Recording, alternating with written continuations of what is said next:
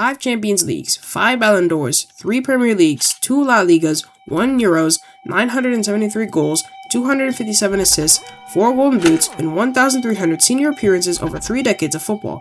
Ronaldo has done it all. He's the top scorer ever, he's won everything there is, and there's nothing left for him to do. He's clearly the greatest player of all time, right? Well, there's just one thing missing in his long and illustrious career that prevents him from being the indisputable GOAT, and that, my friends, is the World Cup. And it just so happens that his arch-rival, Lionel Messi, has reached the peak of football with Argentina. But Ronaldo isn't done just yet. The 2026 World Cup is here, and he has the chance to win it all, at the twilight of his career. But this is it. This is Ronaldo's last chance.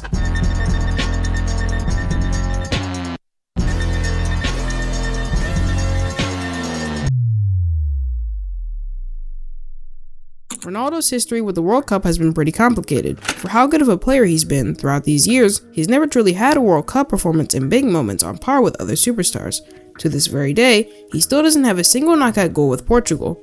He and his team have gone through heartbreak after heartbreak, never quite getting over the line, and time is definitely running out for him. He's 41, turning 42 next year, long out of his prime. He doesn't have very long left, but despite this, he's still got his killer instinct in the box that other players simply don't have. And this time, he's got arguably the best Portuguese side he's ever had. Players like Vitinha, João Neves, Nuno Mendes, and even Bruno Fernandes. This team has a real shot of going all the way, but having a talented squad doesn't guarantee success. And Ronaldo knows this better than anybody else. His heartbreak started when he was very young. At 21 years old, Ronaldo was quickly becoming a household name within England. His confidence, dribbling skills, and eye for goal were unlike almost anybody else at that age. He wasn't starting most weeks for United and was one of their best players. Although he wasn't in the conversations of the best player in the world just yet, he was edging closer.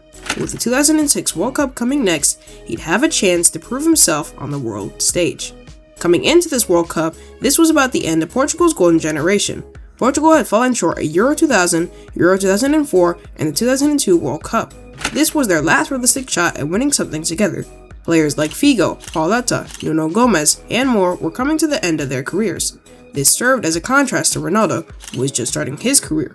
Young, exciting, and energetic. Anyway, Portugal started off their campaign with a decent 1-0 win against Angola, with a goal from Pauleta. They followed it up with a good 2-0 win against Iran, with Ronaldo scoring a penalty and registering his first official World Cup goal. They finished by winning against Mexico 2-1, topping the group with ease. To start the round of 16, Portugal played against the Netherlands, where they managed to very narrowly fight for a 1-0 win, thanks to a goal from Maniche. Throughout the game, the two teams battled it out, taking turns fouling each other, accumulating a total of 16 yellow cards and 4 red cards. Ronaldo also got tackled and came off with a knock, leading to his first time crying in a World Cup tournament. Something that has become quite a common song and dance with him in Portugal, whether being Euro 2004, Euro 2016, Euro 2024, and more. Portugal made it to the quarterfinals, where they managed to beat England on penalties 0-0. This, however, was the start of Ronaldo's villain arc. You see, in the 62nd minute, Wayne Rooney gets sent off, and the camera catches Ronaldo winking. This sent the English media into a frenzy storm, slamming Ronaldo for his actions, calling him a cheat, especially since that was his Man United teammate. Ronaldo didn't care though and scored the winning penalty in the shootout. Unfortunately for them, in the next round, they got knocked out by France 1-0, despite a hard-fought battle between both teams, losing to a penalty kick from Zidane. Despite the fact that they didn't make it all the way, it was still quite an impressive tournament, and with Ronaldo only getting better as time goes on, Portugal will make it farther, right? Well, let's see. At the 2010 World Cup, Portugal drew with Ivory Coast, destroyed North Korea, and drew with Brazil, finishing in second just behind them. A decent start, and despite the fact that they put 7 past North Korea, they struggled attacking-wise against the bigger nations, not scoring against Ivory Coast or Brazil. Well, in the round of 16, they faced Spain, and throughout the game, they were completely squeezed in, with Spain completely dominating the possession all throughout. They gave Portugal next to no chances in the game and frustrated them, ultimately ending in Portugal getting a red card, sealing the game. Ronaldo himself didn't have the greatest tournament or season in general, completely going trophyless with Real Madrid as well in his first season.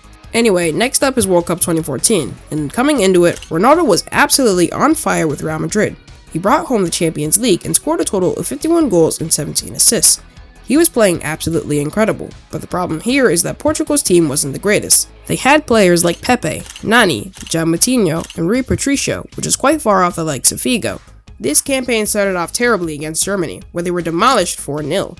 It then got worse as he drew with the USA, needing a late equalizer to survive the group.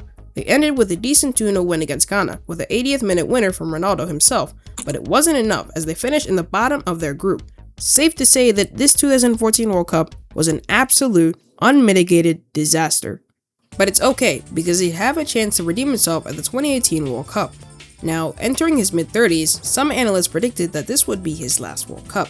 And to be fair, this would be the last time Ronaldo would be at the top of Europe. It's now or never if he wanted to carry this Portuguese team. And finally, he got his dream start. Against Spain, he scored the first goal, and quickly the Spanish responded with a goal as well. Then, Ronaldo scored yet again, but Spain equalized again.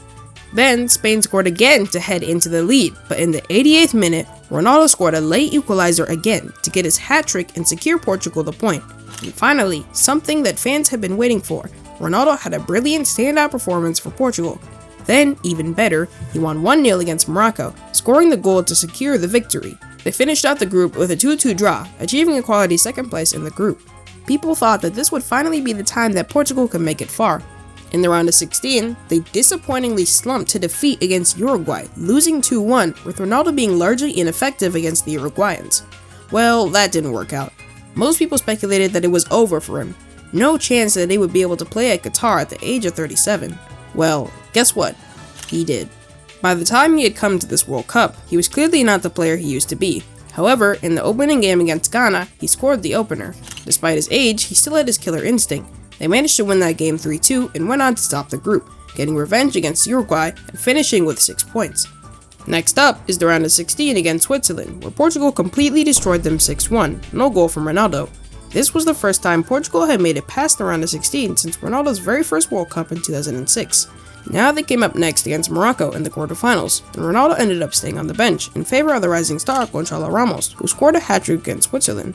Morocco ended up scoring the opener in the 42nd minute, and they managed to hold on to win the game.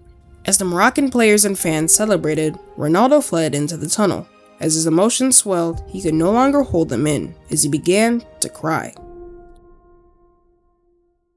And that's the story of Ronaldo's heartbreak with the World Cup. A tale of big expectations and complete disappointments. But it doesn't have to end like this. He's got one final chance to win it all with Portugal. The 2026 World Cup is here, and Portugal is ready.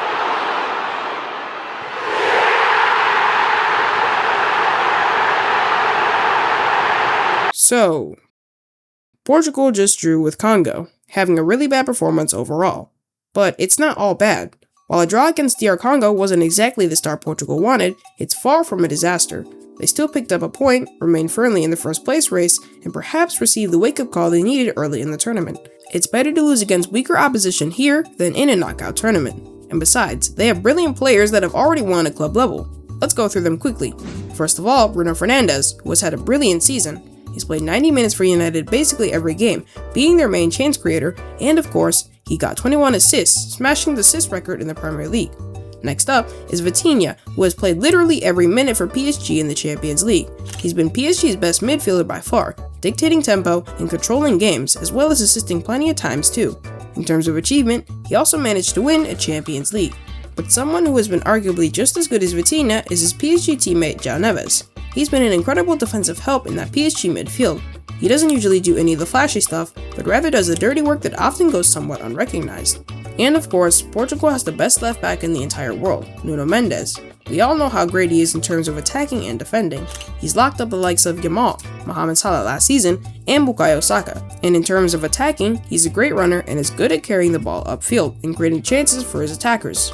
And finally, we have to talk about Ronaldo at this World Cup. He's clearly not the player he used to be, but I think he still has something to offer this team. For one, his leadership in leading the front line for Portugal.